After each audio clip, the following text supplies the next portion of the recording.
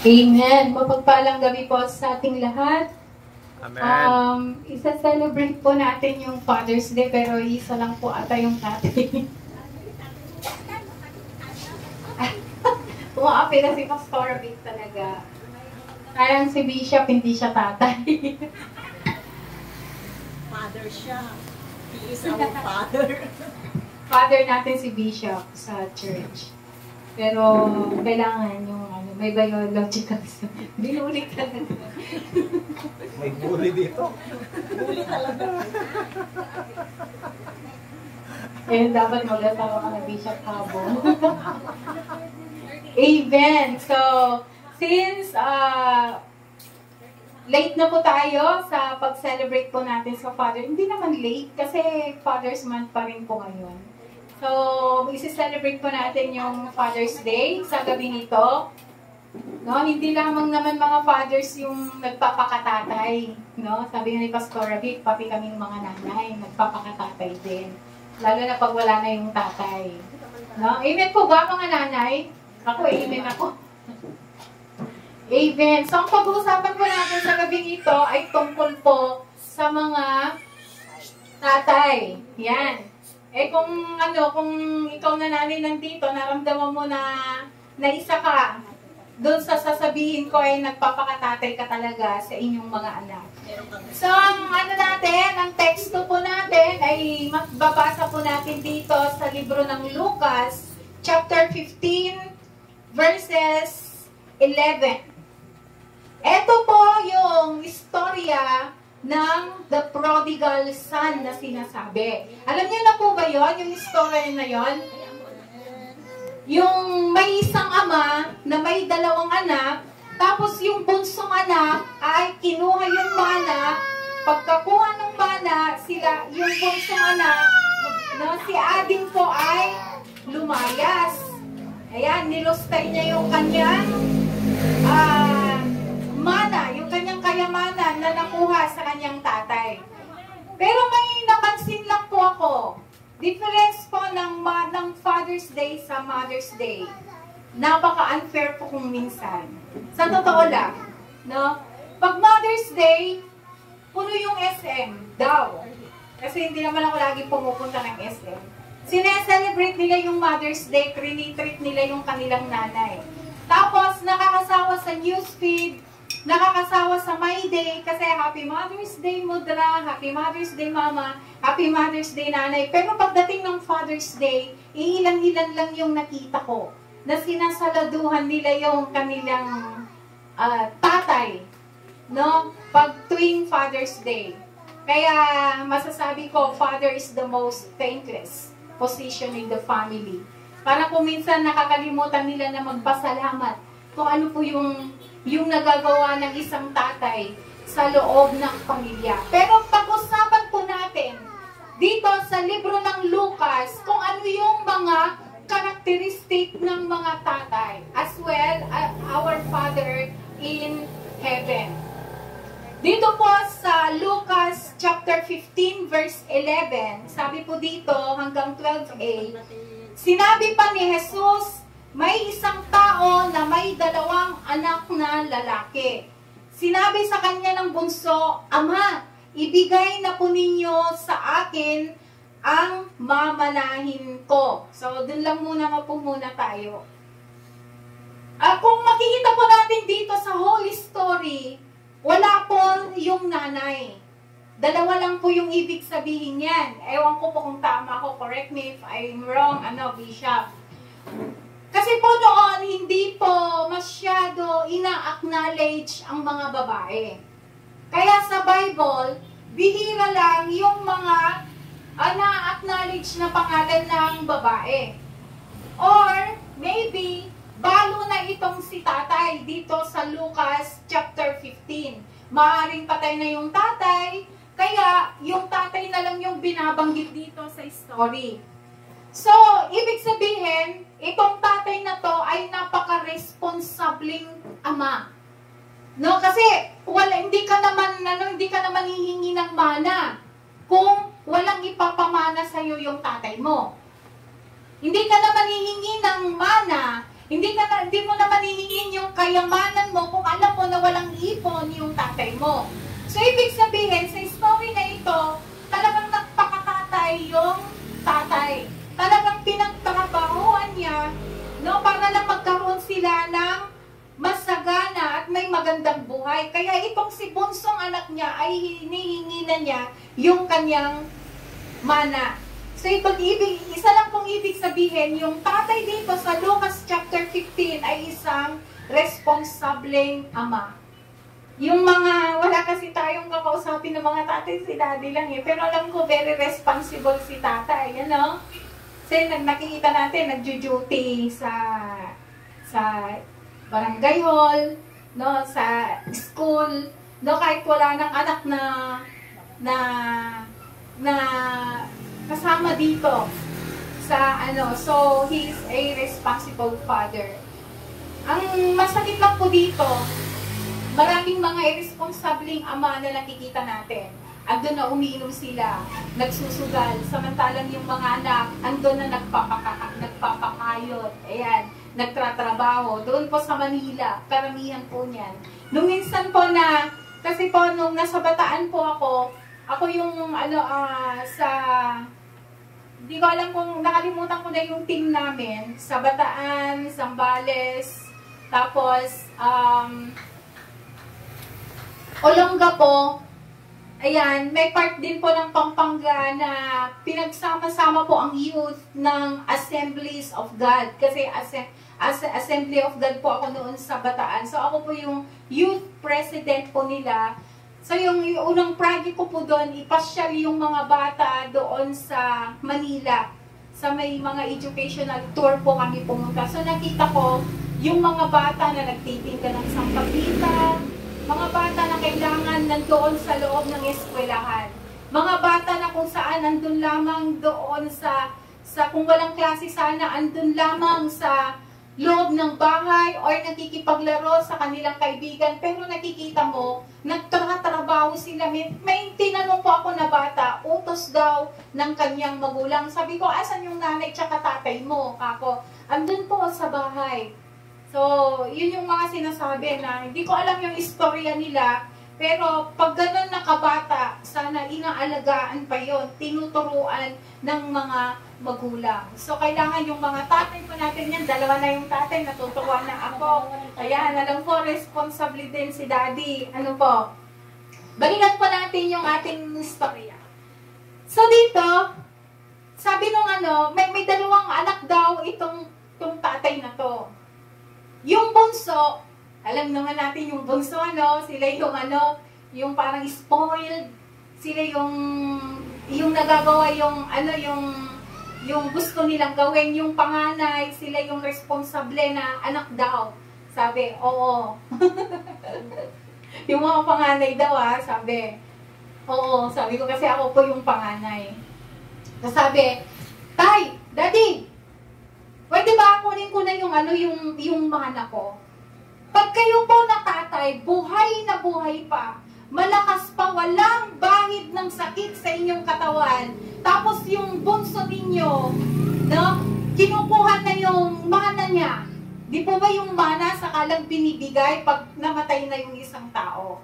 Or, ang bubugsutan, ipaganan na niya para kanyang. Pero ito, malakas na malakas yung tatay, ano po kaya yung mararamdaman ninyo? Pero bakit ganun yung ginawa ng anak?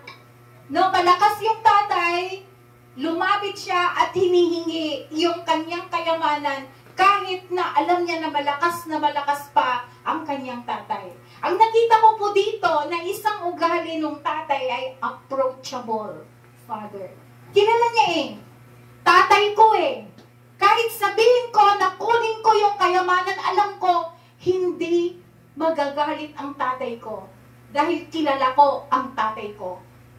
Ganon siguro yung nasa isip nung bunsong anak niya. Marami po sa ating mga tatay na napaka-stricto. Kaya mostly na mga anak ay makananay. Mapalalaki man o mapababae, ang lagi nilang ina-approach yung kanilang mga nanay. Kalain mo, magpapaalam ka lang, amang, apala, makibag, malay, amang tirurumuat. Ganun kaagad yung yung tatay. Di ba? Tapos imagine ninyo malakas. Yung 500 lang, nahihingin ng anak mo, nagaduti ungot mo nga amang, yun pa kaya, nakukunin yung kanyang mana. So, hindi natakot yung bunsong anak, yung nakita ko dito sa istorya, hindi natakot yung bunsong anak dahil alam niya, ang tatay niya ay approachable father. Sa mga dalawa po nating tatay na andito, na kung kayo pa po ay may mga anak, lalo na kung kasama ninyo sa bahay ang mga anak, ano po ba yung nararamdaman ninyo? Takot ba sa inyo yung kanyang mga anak? Takot ba sa inyo yung inyong mga anak? Iniiwasan ba kayo? Makananay ba sila? Kasi mahirap kang lapitan na ama. Sabi po nila, ang tatay daw yung haligi ng tahanan. So, pagpagod ang isang tao, kung wala kang makitang upuan, saan sumasandal ang tao? Sa haligi. Paano ka sasandalan ng anak mo kung hindi ka approachable father? Paano ka sasandalan ng anak mo kung napaka-stricto mo, sumusobra na yung minsan, fathers crossing the line yung pagka-stricto nila. No? At, bano ko lang, kasi tungkol sa tatay, yung tatay ko, si Papa, mas nalalapitan ko kesa sa nanay ko. I know my father. I knew my father. Approachable father siya. Lalo na lumaki ako na walang nanay. Kasi elementary pa rin, nung nag-disgrasya si Papa sa Saudi, nag-stop na siya na mag-abroad. So, ang next na nag-abroad sa amin, si Mama. So, parang laki ako talaga sa ama. Mas kilala ko si Papa kaysa sa mama ko. Kaya, kung may pangangailangan ako noon, takot ako sa nanay ko na magsabi, sayang, wala dito si mama, naririnig sana niya. Alam niyo naman ako, very frank ako, kahit nakaharap ang pamilya ko, sasabihin ko kung ano yung mga na-experience ko. Because I want to be a testimony sa inyo. Hindi ko itatago kung ano yung mga nangyayari sa loob ng pamilya ko. Para mabless po ang bawat isa po sa atin. So, pag may problema ako, kay Papa ako tumatakbo. Kahit na nung nag-for good na si Mama dito. Lahat ng pangangailangan ko sa school, si Papa ko ang tinatawagan ko. Nung nag-graduate ako, si Papa ko yung hawak-hawak ko ang kamay. No? Dahil parang mas komportable ako sa tatay ko. So, tunay siyang haligi ng tahanan. At nakita ko kung paano siya magpagod sa gitna ng araw doon sa bukid. Kasi kuminsan sumasama po kami noon nung mga dalaga pa po kami. Sumasama po kami sa kanya kahit 12 midnight nung nagpadanom, sumasama kami sa kanya para maano lang na safe ang aking tatay. So sa dalawa po nating tatay dito, sana maging approachable father po tayo dito. Kasi yung younger son po niya dito is very confident eh. Alam niya na hindi magagalit ang kanyang anak. Kaya tatay, kahit nanay ako, wag sana tayong patatalo, no? Pag sa yung mga tungkol sa anak, sa mga nalalapitan, kung nalalapitan si nanay, pwede mo din akong lapitan anak, kawarin sa anak mo. Iparamdam natin, no? Iparamdam natin sa ating it is not a competition, no? Between mother and the father. Pero iparamdam natin sa ating mga anak na tayo ang kanilang tatay. Ako yung tatay na protekta sa'yo, susuporta sa'yo, at ako yung unang tao na magiging proud sa'yo. So, number 1, approachable father. Katulad din po ng ating amang nasa langit. He is our approachable father. Ano pong sabi niya sa Matthew 7:7? Humingi kayo at kayo ay bibigyan. Humanap kayo at kayo'y makakasumpong. Kumatok kayo at ang pinto'y bubuksan para sa inyo. So kung humihingi tayo sa ating amang nasa langit, no? Ang sabi dito, bibigyan ko kayo. Anak, kumatok ka sa pintuan ko at ikay pagbubuksan. Sabi ng ating ibig sabihin, hindi tayo pinapahiya ng ating Ama na nasa langit. Even in prayer, paano tayo tinuruan ng ating Panginoong Yesus na mag-pray? Di ba may Ama? Ama namin na nasa langit. Kasi wala tayong ibang lalapitan, wala tayong iba, no, na paghihingan, kundi yung ating Ama na nasa langit. Amen. Our Father is an approachable Father. Kaya huwag tayong matakot, huwag tayong mahiya. Number one, yung takot huwag tayong matakot na humingi, na lumapit sa ating Panginoon. Kagaya din po natin na tayong mga anak na naririto, mga tatay, sana hindi matakot yung mga anak natin, mga apo natin na lumapit sa atin. Ipakita natin that we are approachable Father. Bago tayo magalit, no? Pakinggan muna natin kung ano yung sasabihin ng mga anak. Bawas-bawasan natin yung pagka-stricto. Okay, dito po sa Lucas chapter 15 verse 12, sabi po dito, sinabi sa kanya ng bunso, Ama, ibigay na po ninyo sa akin ang mamanahin ko. At, ito po yung yung maganda, at hinati nga ng Ama ang kanyang ari-arian. Hinati niya agad yung ari-arian, wala nang hangalag sa lutsudan, abay nga anak, nagpigsakpay lang, alalang magtimaan kanya kon, niyamang mangyari kanya mon. No. No? Ang ginawa ng tatay, hinati niya. Kasi dalawa yung anak, kaya hati. Yung kalahati, napunta kay kuya, yung kalahati, napunta kay bunso. Ang nakita ko dito, pangalawa, na ugali ng tatay, na andito sa Lucas chapter 15, he is a good provider. May hinati siya na mana. Na hindi niya sinabi na, tay, alak di manak ko, iyang hindi may panganak kanyam. Pag sinabi na iyang hindi panganak kanyam, ibig sabihin, wala siyang naipon para sa kanyang mga anak. Pero sabi dito sa Bible, hinati niya ng dalawa. So, ibig sabihin, nakaipon ang kanilang tatay. Ibig sabihin, pinubay niya. Trinabaho niya yung future ng kanyang mga anak. Kaya, nagkaroon ng hatian sa mana. Yung tatay dito is a good provider. As well, our Father in heaven. God is our great provider. Amen. Kaya may sinasabi tayo na He is our Jehovah Jireh. Jireh means great provider. Sabi, hindi ko makakalimutan yung sermon ni Pastor Vic, yung kanyang teksto. No, na nagawang pa ng video dahil sobrang na-bless ako sa sinabi niya. Psalm 23:1. No, bakit sinabing great provider ang ating amang nasa langit? Si Yahweh ang aking pastol, hindi ako nagkukulang. Si Yahweh ang aking ama, hindi ako magkukulang. Lahat ibibigay niya sa iyo. Alam niyo po yung mga sheep. Pag nakakita kayo, paano sila? Mga malumanay. Makikita ko na hindi sila namrumroblema. Ang mamrumroblema dito yung pastol. Kung saan niya ipapastol na may magandang damuhan yung kanyang mga sheep. Hayaan natin, no, lahat ng pangangailangan natin, Panginoon ang mamroblema. Amen. Hindi po tayo. Dahil siya yung ating pastol.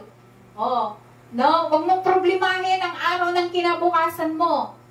Huwag mong problemahin ang mamaya mo. Hayaan mo ang Panginoon ang mamroblema. No? Hindi naman mamroblema ang Panginoon dahil isabot na, sabi nga sa Ilocano.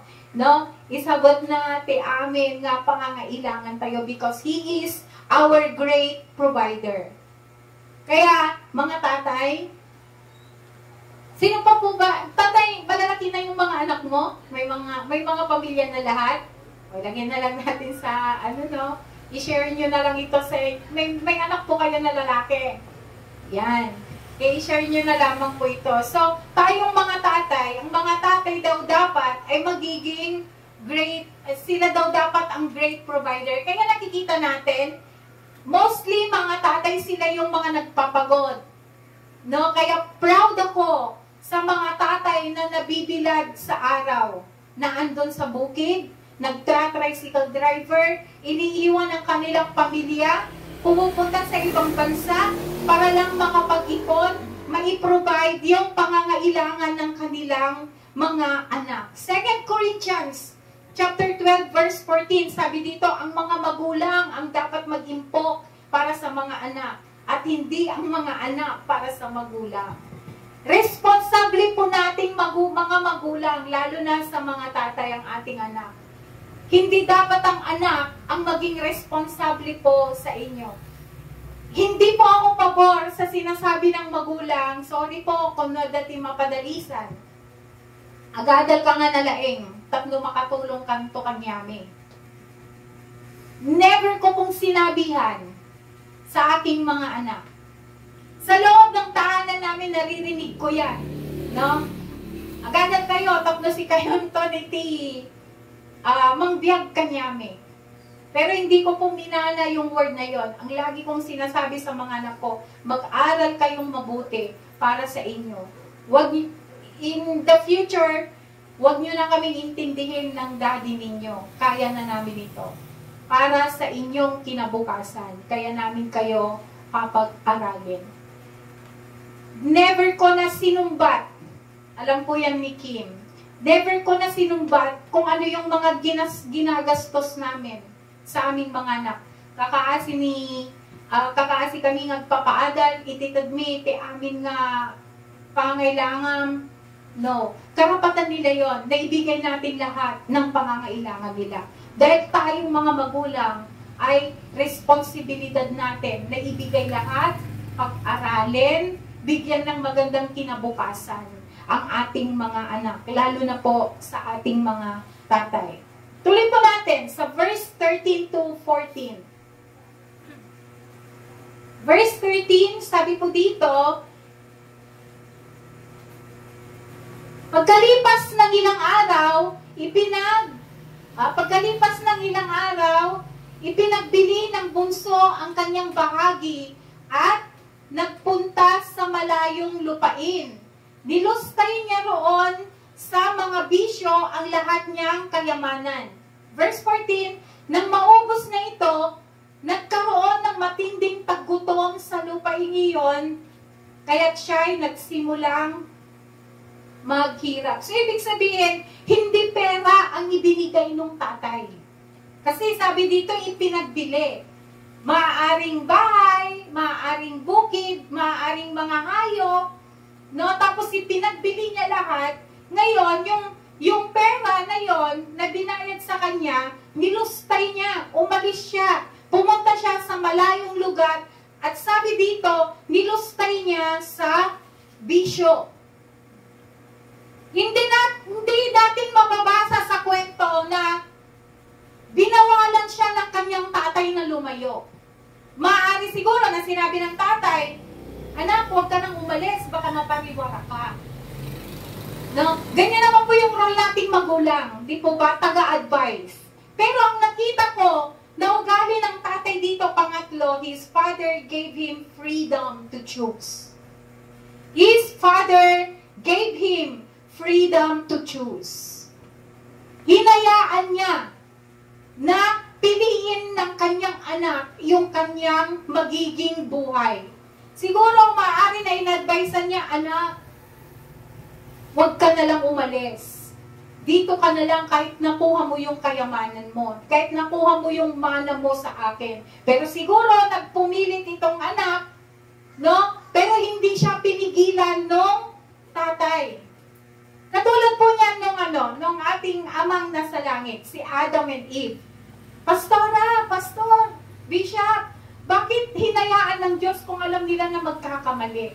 Because God gave us the freedom to choose. Sabi, God is in control. Yes, God is in control. Pero binigyan tayo ng free will. Kung ano yung pipiliin nating buhay. Kasi kung itatali tayo ng Panginoon, no? Kung siya pa rin yung mamimili ng kagustuhan mo, tayo ay hindi tao. Tayo ay magiging robot. Kaya hinahayaan tayo ng Panginoon na andun yung ina-advise niya tayo sa pamamagitan ng kanyang salita. Andun yung pag-a-advise sa pamamagitan ng mga leaders. Andun yung pag-a-advise sa pamamagitan ng mga pastors. Pero tayo yung pipili ng buhay natin. Tayo yung pipili kung ano yung gusto nating gawin. Ngayon, dalawa lang naman yan eh. Magiging matagumpay ka, magiging successful ka, or may mga consequence na mangyayari sa'yo. Kung alam mong mali, kung pinagpatuloy mo, may consequence. Diba? Mali nga yung ginawa mo. Sabi nga ni Bishop, hindi siya naniniwala the word na karma. Sa atin, consequence. Kung may mali kang ginawa, may consequence na mangyayari sa'yo. Kung pinili mo yung magandang buhay, successful, victory, no, ang mangyayari sa'yo. Pero kung yung pinili mong buhay ay mali-mali, alam mo na nga na mali, ginawa mo pa, consequence, magiging down yung buhay mo. So, binigyan niya ng kalayaan na piliin kung ano yung gusto niyang buhay. Kaya mga magulang na nandito, kung may pinapag-aaral pa tayo, kung tapos na lahat yung mga anak natin, kung may mga apo tayo, doon tayo bumawi. Huwag natin silang taliin sa liit. Kung ano yung gusto nilang kurso, suportahan mo. Kung kulang yung pang-aral, halimbawa, kukuha ng doktor, hindi mo kayang magpaaral ng doktor, pwede mo namang sabihin sa kanya, anak, pwedeng mag-nurse ka muna. Or mag-medtech ka muna.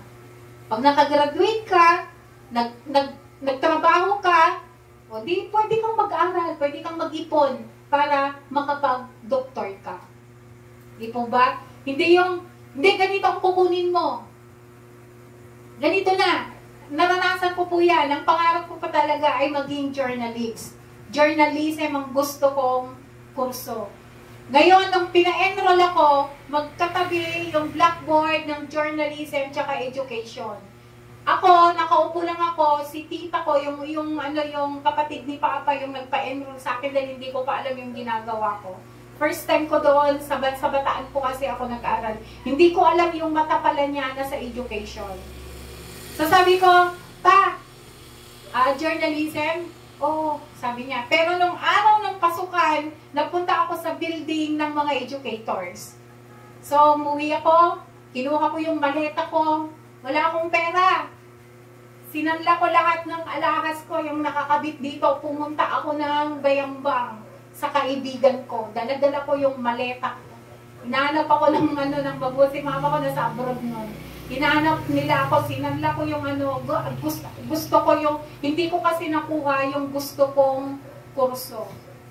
So, dahil naglayas ako, nawalan ako ng pera, hindi na rin ako kayang pakainin ng kaibigan ko kasi estudyante din siya. So, yun yung consequence. Pag lumalayo tayo sa ating magulang. Yun yung consequence pag hindi natin dinidinig. Kung minsan mga anak na nandirito, makinig din tayo sa ating magulang. Kasi lalo na pag nanay, mothers, mother knows the best, sabi nga nila. So, ganun din po ang tatay. So, tumawag, yung pa noon, mga, beeper pa, ganyan. Nag-beep yung kaibigan ko sa, auntie ko sa Bataan. Sinabi kay Papa, sinundo ako sa Bayambang, pero wala akong narinig na galit mula kay Papa ko. Yung nagalit, si tita ko. Ang laki ng maleta ko, parang mag-a-abroad. Lahat ng muram ko, andoon, talagang naglayas ako. So, bigyan natin ng freedom to choose ang mga anak natin sa gusto nilang career. Pangalawa, huwag mong piliin yung kanilang mamahalin dahil hindi ikaw ang makikisama. Ano lang, a piece of advice lang. Lalo na pag babae yung anak natin, pag dumalay yung manliligaw, uy, ayoko yan na, mukhang barumbado. Ayoko yan, mukhang mama's girl. Ay nako, pag-isip ka na. Huwag ka nang magpaligaw. Hindi, sabihan lang natin na, uy, mukhang mama's girl yung mama's boy yung manliligaw mo, anak. Sabihin mo naman, magpaka-astig-astig, ganyan. Suportahan natin yung tao na mamahalin. Andun lang yung paggabay natin. No? Kaya bigyan natin, kaya kung minsan maraming nakikipagtanan, kasi sinasakal natin sila sa leeg, lalo na yung mga tatay. No? Maraming naglalayas na mga anak dahil hindi natin sinusuportahan minsan yung ating mga anak. Kaya mga tatay, bigyan natin bigyan natin ng pagkakataon na piliin ng mga anak natin yung mga kagustuhan nila. Kung nagkamali sila, no? Kung magkamali sila, andun pa rin na dapat natanggapin natin. Andito sa istorya na ito. So, sa verse 14 to 16, sabi po dito, nang maubos na rin, nagkaroon ng matinding tagutom sa lupain iyon. Kaya, siya'y nagsimulang maghirap. Namasukan siya sa isang taga-roon at siya'y pinagtrabaho nito sa isang babuyan. Sa tindi ng kanyang gutom at dahil sa wala namang nagbibigay sa kanya ng pagkain, halos kainin na niya ang mga pinagbabalatan ng mga bungang kahoy na pinagkakainan sa mga baboy. So, eto na. Dahil sa nilalasan niya ang kanyang ama, no? Maybe na pinagsabihan siya ng kanyang ama na, anak, huwag ka nang lumayas, anak, huwag ka nang lumayo, dito ka na lang sa akin. Pero siguro hindi nakinig. Kaya, pagdating doon, nilustay niya yung kanyang pera, nawalan siya ng pera, nawalan siya ng kaibigan, isang mayaman na lalaki, wala siyang choice kundi magtrabaho doon sa babuyan. At ito ang pinaka-worst. Nakikipag-agawan siya sa pagkain ng mga baboy. Dahil siya ay tagutom. Nakita niyo yung consequence? Hindi lang siyang nagutom. Pati yung nation na pinuntahan niya ay nagutom. Nagkaroon ng famine, nagkaroon ng tagutom. So, imbes na siya lang yung maparusahan, buong nation. Kaya tignan mo yung katabi mo. Tignan mo yung katabi mo. Ano ka ba? Curse ba o blessing? Alam niyo yung kwento ni Jonah. Pag hindi ka na, mga anak, ito, pag hindi ka nakinig sa magulang mo, pag ikaw ay naging swail na anak, may consequence yan. Si Jonah, kinausap ng Panginoon, pumunta ka sa lugar na ganito. Inuutosan kita sa lugar na ganito para ipagkalat ang aking mensahe. Para sabihin yung salita ko. Pero si Jonah, naging swail siya sa ating ama. Pumunta siya sa ibang nasyon. Pumunta siya sa ibang lugar. Nagkaroon ng bagyo. Hindi tumigil yung bagyo. Nadamay pati yung mga nasa bangka. So lahat itinapon na. Lahat itinapon na yung laman ng bangka. Pero andun pa rin na lulubog na sila. Bakit ganon? Magaan na ito. Tayo-tayo na lang. Bakit lulubog pa ito? Alam niyo yung sabi ni Jonah, ako ang itapon ninyo. Kasi hindi ako sumunod sa utos ng aking ama. So nung itinapon si Jonah, ito yung kwento na kinain daw siya ng malaking isda. So nung tinapon sa dagat si Jonah, naging payapa yung bangka na sinakyan nila. So ganyan ang mangyayari sa ating mga anak pag hindi tayo sumunod sa ating mga magulang. Lahat nadadamay.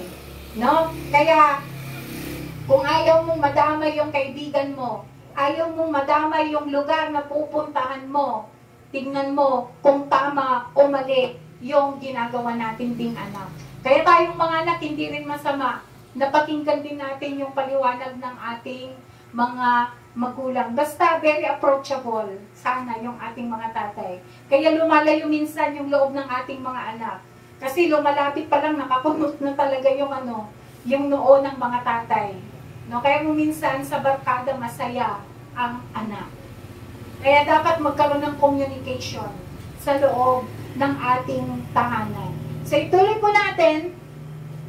Sa verse 17, sabi po dito, ngunit napag-isip-isip niya ang kanyang ginawa at sinabi niya sa sarili, labis-labis ang pagkain ng mga alila sa aking ama. Ito na. No, sa sobrang gutom, nakikipag-agawan siya sa baboy. Ito na. Naisip na niya na sa loob ng bahay ng aking ama, sobra-sobra yung kinakain ng mga katulong namin. Sabi, samantalang ako'y namamatay dito sa gutom. Babalik ako sa aking ama at sasabihin ko sa kanya, Ama, nagkasala po ako sa Diyos at sa inyo.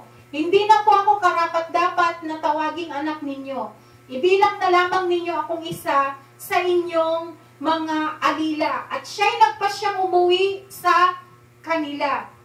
Ito yung magandang highlight ng istorya. Malayo pa'y natanaw na siya ng kanyang ama at dahil sa matinding awa ay patakbo siyang sinalubong, niyakap at hinalikan. Number 4 na character po ng tatay dito, understanding and forgiving. So sa verse na binasa ko, nagkaroon ng realization. Kawawa naman ako. Mayaman akong tao. Mayaman ang aking ama. Malawak ang aming lupain. Marami kaming hayop. Marami kaming katulong. Mga katulong namin ngayon, ang sarap-sarap ng pagkain, sobra-sobra pa. Samantalang ako, walang pera. Naghihirap. Nakikipag-agawan sa pagkain ng baboy. Babalik ako sa aking ama. Uuwi ako at hihingi ng tawad. So bumalik nga siya sa kanyang ama. Malayo pa lang, sabi ng Biblia malayo pa lang natanaw niyang kanyang anak. Bakit? Ang tatay niya naghihintay sa kanyang pagbabalik. Alam niya yung rota, kilala niya Dito lagi dumadaan yung anak ko pag umaalis. Dito ko aantayin. Kaya pag malayo pa lang yung anak, natanaw na niya. Pagkatanaw, siguro agad siyang lumabas sa gate nila, hinagkan, no? Hinalikan, at sabi nung ama, nung anak, Daddy, amang, nagkamali ako. Babalik na ako sa iyo. Pero hindi bilang anak. Gawin mo na lang akong alipin. Ikaw, no, makapal yung mukha, kinuha mo na yung mana mo, nawalan ka lang, bumalik na ulit sa tatay mo. Tapos magpapabebe ka, nasasabihin mo, maging alipin na lang ako, tatay. Huwag mo na akong ituring na anak. Ituring mo na lang akong katulong. Pero because that father is a forgiving father, hindi. Ba't kita gagawin katulong? Anak kita. Kahit na kinuha mo na yung dapat na sa'yo. Kahit buhay pa ako. Kaya ko nga binigay sa'yo dahil mahal kita Inaantay kita noon pa, like our father. No? Kung nanlamig tayo, kung nakalimot tayo, ang ating Panginoon ay naghihintay sa ating pagbabalik. 1 John 1:9, sabi dito, subalit kung ipapahayag natin ang ating mga kasalanan, patatawarin tayo ng Diyos sa mga ito, at lilinisin tayo sa lahat ng ating kasalanan pagkat siya ay tapat at matuwid. Katulad ng anak dito, anak, ama, nagkasala ako, babalik ako sa iyo. Alipin na lang ang tingin mo sa akin, wag anak. Pero anong sabi ng tatay? Hindi. He gave the best robe. The best sleeper. Sinuot yung kanyang singsing. Katulad din ng ating ama, pag tayo ay bumalik sa kanyang presensya. Ipapahayag mo lang yung kasalanan na ginawa mo, and He will not remember your sin no more. Patatawarin po tayo ng ating Panginoon because He is understanding and a forgiving Father. Pag hindi umamin yung anak mo, hindi ka kilala ng anak mo. Pag hindi umamin yung anak mo na may ginawa siyang mali, hindi ka kilala ng anak mo. Ibig sabihin, hindi kayo close. na mag-ama. Parang ngay ginawa mo lang siya. Binigay mo lang siya sa kanyang nanay, niluwal ng nanay, tapos na yung role mo. Dapat ipakita natin that our hands is a loving hand. Kasi, aminin po natin mga tatay na naririto, lahat ng anak takot sa kanyang tatay. Maraming nagre-rebelde na anak dahil sa sobrang stricto ang tatay. Kaya, hanggat maaga ipakita natin that this hand, that this life as a father is an approachable, responsible, a good provider. At nakikita nila na proud ka, no? Kaita, yung bagpay di ka klase, madati honor na, si kaawan kay honor mo. Yung bagpay dadi kayong mo, ang trabahon, si kaan dito ka pala. Pakita natin yung support. Wala yung singilan, wala yung sumbatan. Anak, kapay, pag-pray natin na makahanap ka ng trabaho. Huwag mong ipilit sa anak mo yung hindi niya kayang gawin. Bago po ako magtapos, yung last na anak, dalawa po yung anak, galing sa bukid. So, galing sa bukid, eto na, napansin niya na nagkakasayahan sa loob ng mansyon. Sabi nga sa isang katulong nila, bakit anong nangyayari sa loob? Bakit nagkakasayahan? Sir, sabi ng katulong, bumalik na po yung anak ninyo. Nagpakatay yung tatay ninyo ng pinaka-mataba na hayop. Nagbalik kasi yung kapatid mo eh. Alam niyo ba yung naramdaman ng panganay? Nagselos. Kaya, ayaw niyong pumasok sa loob ng tahanan nila. Nagsiselos. Alam niyo yung nasa isip niya? Ako yung andito. Ako yung hindi umalis. Siya yung umalis. Siya yung naglustay nung ipon ng tatay namin. Ngayon, bumalik. Walang pera. Pinagkatay pa ng magandang baka, magandang hayo. Samantalang ako dito, hindi niya inalala. Yun yung nasa puso ng anak. Pero nung lumabas yung tatay, anak, pumasok ka. Bumalik na yung kapatid mo na nawala. Hindi, bakit ganun? Apikas jay amang. Apay siyak nakaduam. Parang hindi mo nakikita kung ano yung ginagawa ko sa'yo. Bakit yung nanglustay, yung nang-traitor sa'yo, siya yung pinagparty mo samantalang ako na hindi kita iniwan, inalagaan kung ano yung mga pinagpaguran mo, bakit parang walang reward? Alam niyo po ito? Nahati na yung kayamanan. Ito yung nasa story. Wala na yung mana ng kapatid. So lahat ng natira sa panganay na. So, bakit pa niya ipapaalam? Sabi nung tatay, bakit mo pa ipapaalam, anak? Kung gusto mong magkatay ka kasi lahat ng natira, sa'yo na. Di ba nakita natin yung very approachable father? Hindi niya kinumpara yung, talaga mga tatay huwag niyong pagkumparahin din ang inyong mga anak. Ni ading mo, nagsimpat si ka, apay. Ni manong mo, nagsimpat, apay si ka. Talagang ganyan, tingnan niyo dalawang anak. Yung isa, galing sa galaan. Galing sa lustayan. Yung isa, galing sa trabaho. Talagang ganyan, hindi magkakatulad ang mga anak. May kanya-kanyang ugali. Kaya wag nating ikumpara para walang selusan.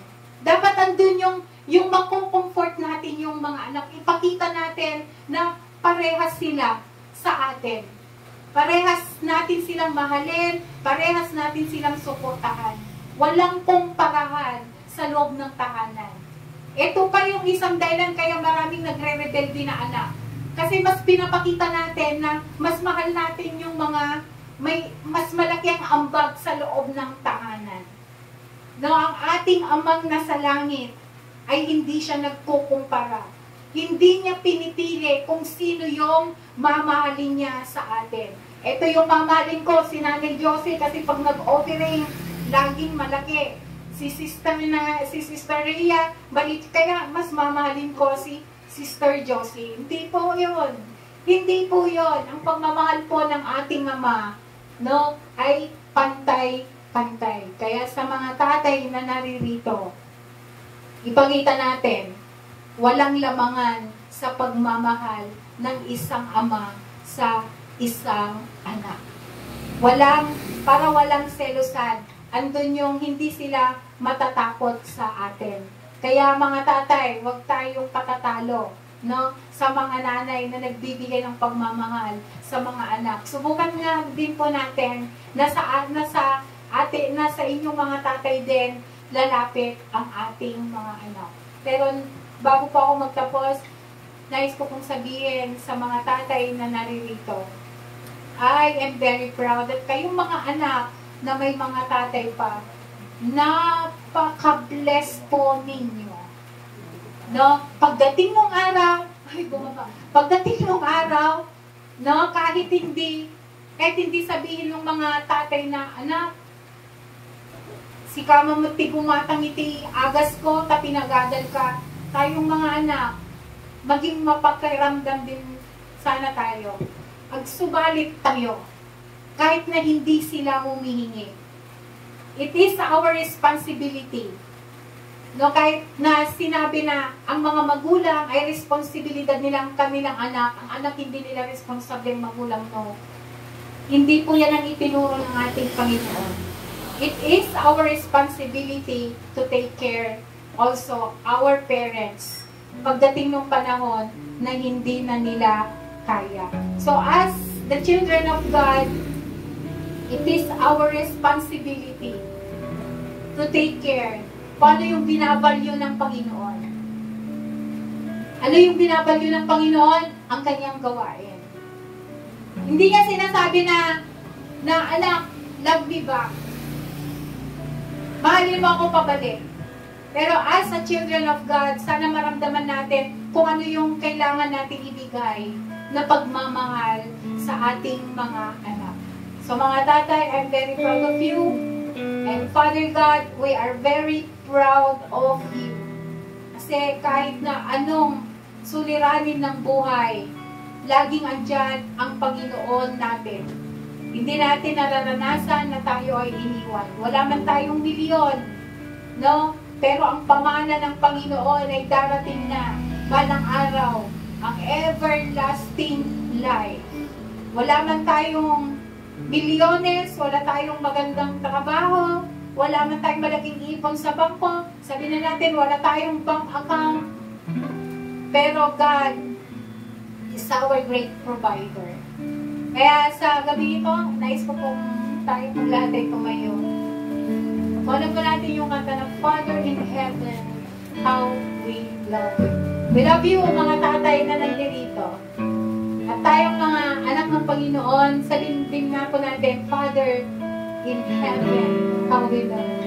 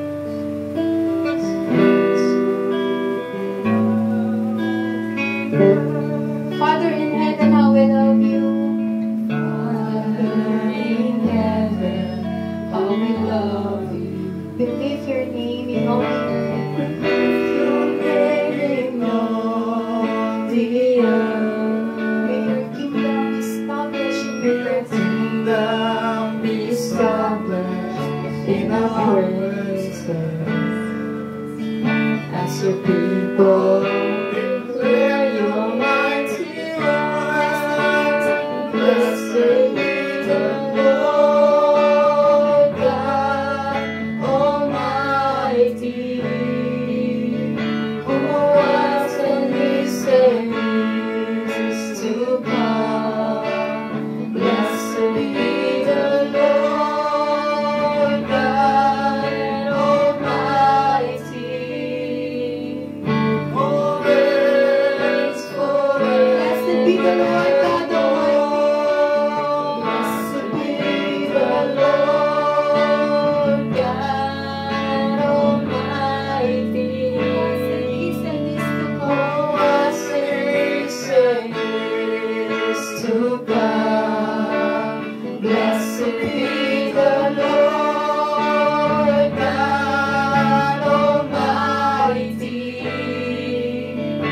reigns forever.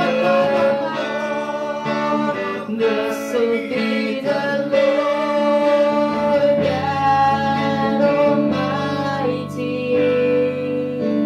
who was and is to come.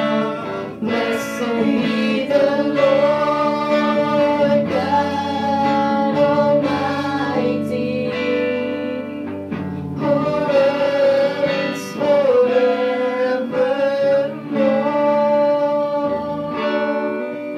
Who reigns forevermore.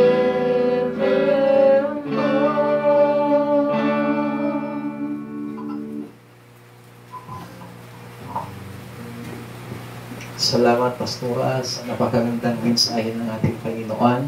Tandaan po natin yung libughang anak, yung prodigal son, it typifies us.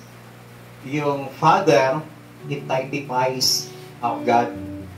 Na kahit ilang beses po tayong magkasala, magkulang sa Panginoon, kapag tayo po ay lalapit at lalapit sa Panginoon, never po siya na tayo ay kanyang tatanggihan. Hanggat bukas ang biyaya ng Panginoon, hanggat hindi pa bumabalik ang ating Panginoong Jesucristo upang kunin ang mga naniniwala at nananampalataya sa Kanya, mayroon pa pong forgiveness. Darating ang time na yung forgiveness, isasara ng Panginoon. So habang mayroon pa po ay yung pagkakataon, humingi tayo ng tawad sa Panginoon. Like the prodigal son, nagkaroon siya ng realization sa kanyang sarili. Nakita niya kung anong nangyayari sa kanyang buhay. Wala siyang isinamang ibang tao, wala siyang sinising ibang tao bakit ganon ang nangyayari sa kanyang buhay, but sinisi niya ang kanyang sarili. Nagkaroon siya ng realization. Hindi niya sinabi, kung hindi dahil sa aking mga kaibigan, hindi nagkaganito ang aking buhay. Kung hindi dahil sa mga taong ito, hindi nagkaganito ang aking buhay. Tandaan po natin, makikita mo ang tunay na kulay ng iyong kaibigan kung ikaw ay nasa pinaka-worst situation ng iyong buhay. Kung iiwanan ka nila sa panahon na ikaw ay nasa pinaka-worst ng iyong buhay, hindi sila tunay na kaibigan. But salamat sa kwento ng prodigal son, because we have a God, we have a Father in heaven na masyadong approachable, hindi nakakatakot lapitan ng ating Panginoon. He is our provider. He is our teacher. He is forgiving. And He is our great leader. Panginoon, salamat po sa gabi pong ito sa napakagandang mensahe ipinagkaloob mo sa amin. Salamat sa iyong lingkod na siya mong ginamit upang palalahanan ang bawat tatay ng mga katangian na katulad ng katangian ng aming Amang nasa langit. Panginoon, sa mga oras na ito, kung may mga pagkukulang kami sa iyo, may nagawa kaming mga kasalanan sa inyong harapan, patawarin mo kami, Panginoon, dahil alam namin, ikaw ang aming Amang nasa langit na mapagpatawad, mapagmahal, at tagapag-provide ng lahat ng pangangailangan ng inyong mga anak. Salamat, Panginoon, sa inyong masalita. In Jesus Christ, mighty name we pray. Amen. Palakpakan po natin ang Panginoon. Hallelujah. Maraming na po tayong mumuko.